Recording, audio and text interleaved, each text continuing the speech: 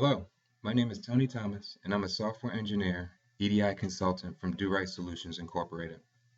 Today I'm going to share with you a short presentation that talks about EDI encounters. The primary goal of the presentation is to help small health providers, atypical providers, brokers, or others that aren't as versed in the healthcare jargon as some of the bigger providers and payers are. In achieving this goal, to equip you with more understanding around encounters, I'm hoping that after this presentation, you'll come away with knowing the following: what an encounter is and is not, the difference between an encounter and a claim, how you go about submitting an encounter on an 837 professional transaction set, and how you go about reporting those costs similarly on an 837 transaction set. First, let's begin by discussing what an encounter is not. Well, as you can see from the slide, I want to show you that we are not talking about an encounter of the fourth kind. And so an encounter is not an interaction between you and an extraterrestrial life form. Now that we've gotten that off the table and everyone is now feeling safe, let's talk about what an encounter is. According to CMS.gov, an encounter is an interaction between a patient and a traditional or atypical healthcare provider. It contains detailed information regarding that interaction and in most cases is provided under a capitated agreement. Encounters are also called shadow claims and used primarily for statistical purposes in helping payers and others responsible for managing the services of a given population. These shadow claims help payers better determine rates and the best way to manage the cost of the services provided. So there you have it. In a nutshell, that's what an encounter is. So naturally, your next question may be, so how is an encounter different than a claim? Great question. As far as the medical atypical service and the interaction between the patient and the provider is concerned, an encounter and a claim are technically equivalent. The key difference between the two primarily lies in the payment model.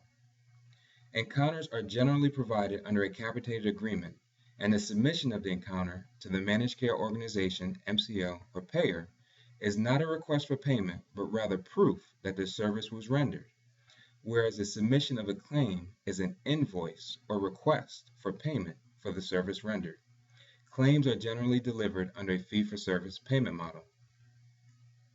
Now that you have a better understanding of the difference between an encounter and a claim, how do we submit an encounter on an 837 professional transaction set?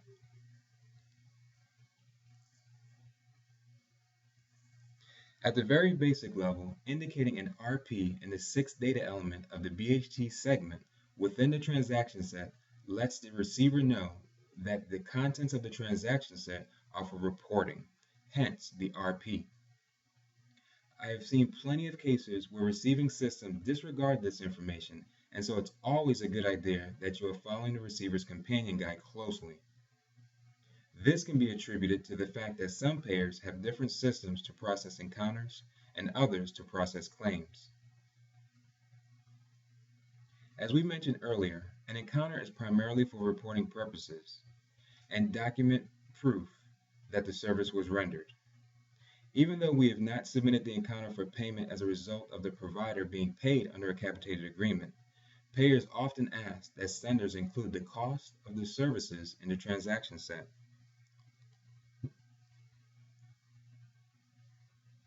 This becomes problematic for brokers and other managed care organizations that have negotiated favorable rates between themselves and the providers actually providing the service.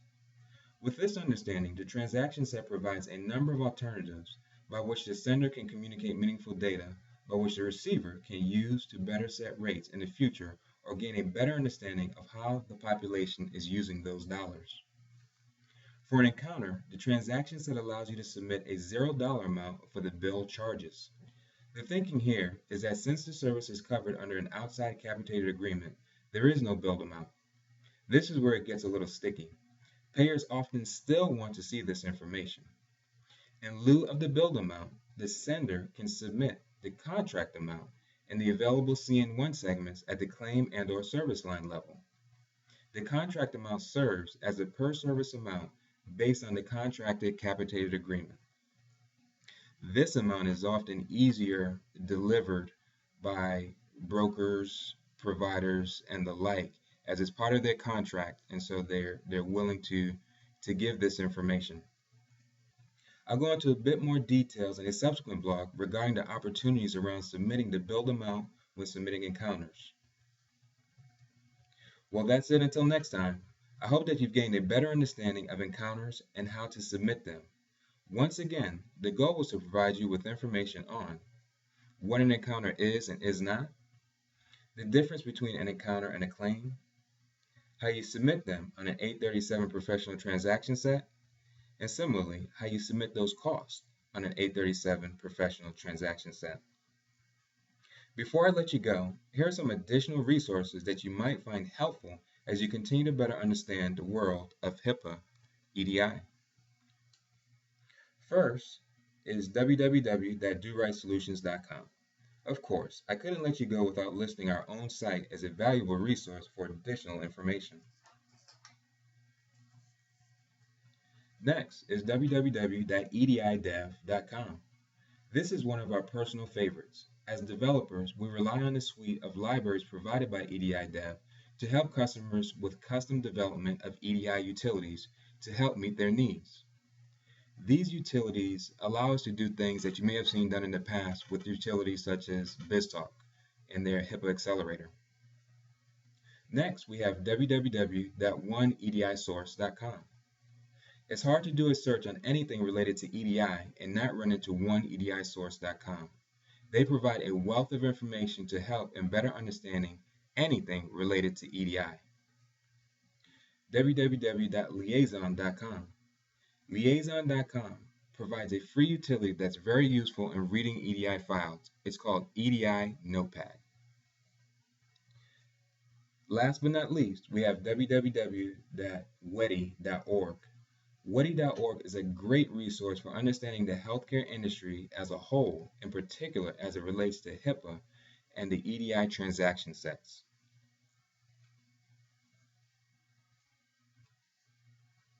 If you have any questions regarding EDI HIPAA, please don't hesitate to email me at cecilio.thomas@dorightsolutions.com or to give me a call at 813-926-1949.